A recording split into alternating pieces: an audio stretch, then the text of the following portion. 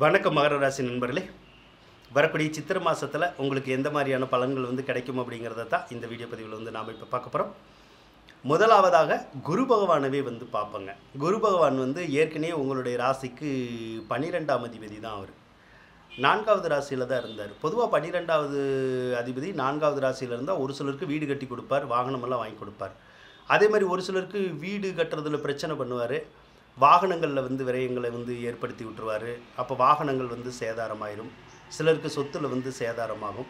ஒரு சிலர் சொத்துக்களையோ பொருட்களையோ வாகனங்களையோ விற்கிற மாதிரி செஞ்சிருவார். இது வரைக்கும் அப்படி தான் செய்வார். இப்போ குரு பகவான் சித்திரை மாதம் 18ஆம் தேதிக்கு மே மாதம் 1ஆம் தேதிக்கு பயிற்சி ஆக போகிறார். உங்களுடைய ராசிக்கு 5வது ராசிக்கு பயிற்சி ஆக போகிறார். இது அற்புதமான யோகத்தை கொடுக்குமானா கண்டிப்பாக அற்புதமான யோகத்தை கொடுக்கும். குரு பகவான் எப்பயுமே நல்ல நிலைமையில் இருந்தால் நமக்கு பொருளாதார கஷ்டமே வராது, பணப்பிரச்சனையே வராது, தொழில் பிரச்சனை வராது, ரொம்ப நல்லா இருக்கும். அப்போ குரு பகவான் இப்போ நல்லா போகிறதுனால 5வது ராசியில் இருக்கனால பணப்புழக்கம் ஏற்படும், பண தட்டுப்பாடு நீங்கும். ஏதோ ஒரு விதத்தில் உங்களுக்கு வருமானம் வரும். நீங்கள் இழந்த பணங்கள் கிடைக்கும். உங்களுக்கு வராத பணங்கள் கூட கைக்கு வர்றதுக்கான வாய்ப்புகள் இருக்கும். அதனால் பொருளாதாரத்தில் மிகப்பெரிய முன்னேற்றங்கள் ஏற்படும் அப்படின்னு சொல்லலாம். தொழிலும் நல்லா நடக்கும், நல்ல லாபங்கள் கிடைக்கும், எதிர்பாராத முன்னேற்றங்கள் கிடைக்கும் அப்படின்னு சொல்லலாம். அப்போ பொருளாதாரமும் நல்லா தான் இருக்கும், தொழிலும் உங்களுக்கு ரொம்ப சிறப்பாக தான் இருக்கும். அதே போல் 5வது ராசியில் குரு இருந்தால் உங்கள் வீட்டில் ஏதாவது ஒரு விசேஷம் நடக்கும்.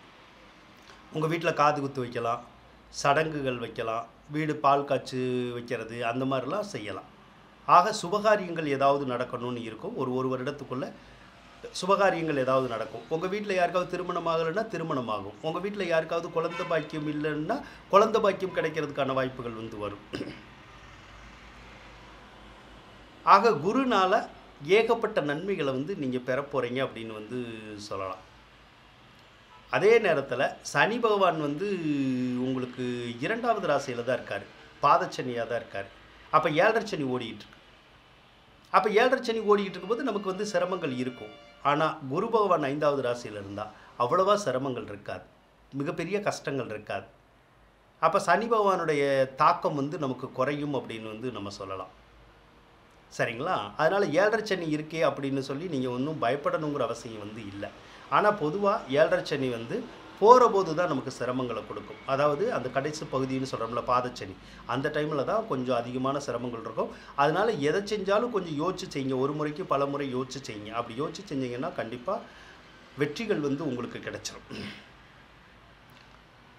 அதே போல் சனி 2ல் இருந்தால் வாக்குஸ்தானத்தில் சனி இருக்காருன்னு அர்த்தம். அடுத்தவங்ககிட்ட நம்ம பார்த்து பேசணும். யாருக்கும் எந்த வாக்குறுதிகளும் கொடுக்கக்கூடாது, கொடுத்தோம்னா நிறைவேற்ற முடியாது. அதே மாதிரி சனி 2வது இடத்துல இருக்கிறது பொருளாதாரத்தை கொஞ்சம் பாதிக்கும். பொதுவாக சனி 2ல் இருந்தால் பாதிக்கும்னு சொல்லுவோம். ஆனால் 2ல் ஆட்சி பலத்தோடு இருக்கார். அப்போ பொருளாதாரத்தை மிகப்பெரிய லெவலில் பாதிக்கிறதுக்கான ஒரு சந்தர்ப்பம் உங்களுக்கு இல்லை அப்படின்னு நம்ம சொல்லலாம். அதனால் 7.5 சனி நடக்குதுனாலும் பெருசாக கவலைப்படணுங்கிற ஒரு அவசியம் உங்களுக்கு இல்லை. செவ்வாய் பகவானை பொறுத்தளவுக்கு உங்களுடைய ராசிக்கு 2வது ராசியில் தான் இருக்கார். அந்த செவ்வாய் சித்திரை 9ஆம் தேதி 3வது ராசிக்கு போகிறார். 3வது ராசியில் செவ்வாய் இருந்தால் நல்லா இருக்குமான்னு கேட்டிங்கன்னா நல்லா இருக்கும். அதாவது ஒரு சொத்தை கொடுத்துட்டு இன்னொரு சொத்து நம்ம விலைக்கு வாங்கலாம், அந்த மாதிரியான பலன்களை கொடுக்கும். அதே போல் ஏதாவது ஒரு சொத்தில் விரயங்கள் ஏற்படுற மாதிரியான ஒரு சூழ்நிலைகள் வரும். வண்டி வாகனங்களுக்கு கொஞ்சம் விரயங்கள் ஏற்படுற மாதிரியான சூழ்நிலைகள் இருக்கும். செவ்வாய் 3வது ராசியில் இருக்கிறது சகோதர ஸ்தானத்தை பாதிக்கும். அப்போ கூட பிறந்தவங்களோட கருத்து வேறுபாடுகளை உண்டு பண்ணும். உதாரணமாக உங்களுக்கு அடுத்து யாராவது பிறந்திருக்காங்கன்னு வச்சுங்க, தம்பியோ தங்கச்சியோ யாராவது இருக்காங்க அப்படின்னா அவங்களுக்கு ஏதாவது இழப்பீடுகள் இந்த மாதம் ஏற்படும். அவங்கள டென்ஷன் படுத்துகிற மாதிரி ஏதாவது ஒரு சம்பவங்கள் நடக்கும். ஒன்று அவங்களுக்கு உடம்பு செல்லாம் போகலாம், உறவினர்களுக்கு உடம்பு செல்லாம் போகலாம், இல்லைன்னா பொருளோ சொத்தோ ஏதாவது இழப்பீடுகள் ஏற்படலாம். அதனால அவங்க டென்ஷனோடையே இருப்பாங்க, கோபதாபத்தோடையே இருப்பாங்க, ஒரு மாதிரி கவலைப்பட்டுக்கிட்டே இருப்பாங்க. அதனால் அவங்ககிட்ட பேசி பழகிறது நம்ம கவனமாக இருக்கணும். இல்லைன்னா அவங்களுக்கும் நமக்கும் கூட கொஞ்சம் சண்டை சத்தமெல்லாம் வந்துடும், கருத்து வேறுபாடு வந்துடும். அதனால் அவங்ககிட்ட பேசுகிறது பழகிறது கொஞ்சம் கவனத்தில் வச்சுட்டு நிதானமாக இருக்கணும். அப்படின்னா உங்களுக்கு பிரச்சனைகள் வராமல் நம்ம தவிர்க்கலாம். சரிங்களா? அடுத்து புதன் பகவானை எடுத்துக்கோங்க. புதன் பகவான் வந்து உங்களுக்கு 6ஆம் அதிபதி 9ஆம் அதிபதி தான். பொதுவாக 6ஆம் அதிபதி வந்து நீச்சமாகக்கூடாது, 9ஆம் அதிபதியும் நீச்சமாகக்கூடாது. இப்போ 6, 9 நீச்சமாக தான் இருக்கார். அப்படின்னா என்ன பண்ணணும்னா, ஏதாவது நோய் நொடிகள் வந்து வந்துடும். 6ஆம் அதிபதி நீச்சமானா, 9ஆம் அதிபதி நீச்சமானா தந்தையோட கருத்து வேறுபாடு, சண்டை சத்தம் வந்துடும். இப்போ அது வந்து உங்களுக்கு சித்திரை மாதம் 23ஆம் தேதி புதன் வந்து பயிற்சியாகி 4வது ராசிக்கு போயிடுவார். அதுக்கப்புறம் உங்களுக்கு சண்டை சத்தம் பிரச்சனைகள்லாம் அந்த மாதிரிலாம் வர்றதுக்கான வாய்ப்புகள் வந்து இல்லை. உங்கள் அப்பாவுக்கு உங்களுக்குமான உறவுகள் நல்லாயிருக்கும், நோய் நொடிகள் வராமல் ஓரளவுக்கு நல்லா தான் இருக்கும். சுக்கிர பகவானை எடுத்துக்கிட்டோம்னா உங்களுக்கு 5 மற்றும் 10ஆம் அதிபதி தான். 4வது ராசிக்கு தான் பயிற்சியாக போகிறார்.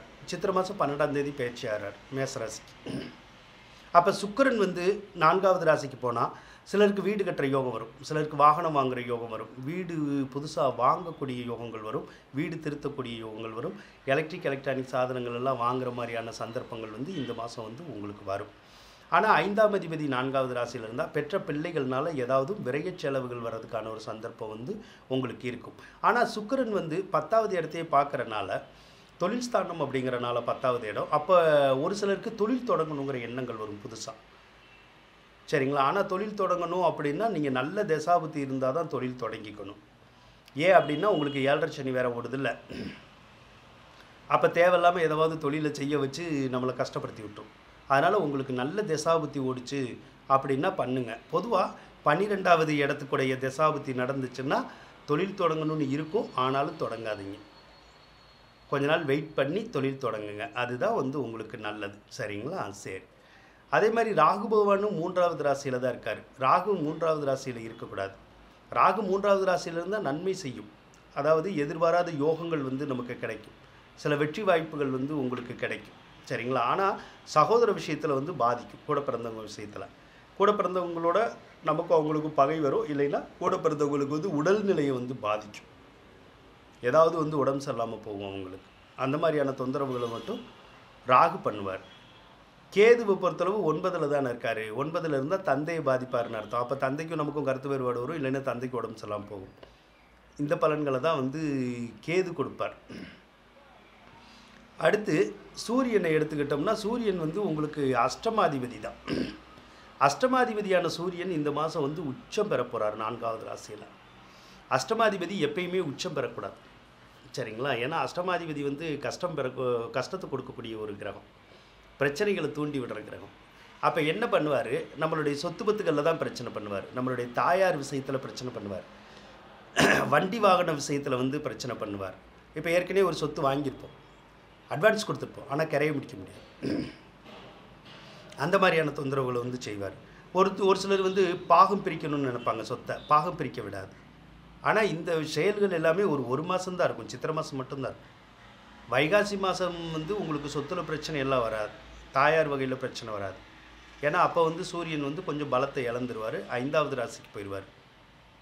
அதனால் இந்த சித்திரை மாதம் மட்டும் அஷ்டமாதிபதி கொஞ்சம் வலிமையாக இருக்கிறனால எல்லாமே கொஞ்சம் தடங்களாகும், எல்லாமே கொஞ்சம் லேட்டாக நடக்கும். சரிங்களா?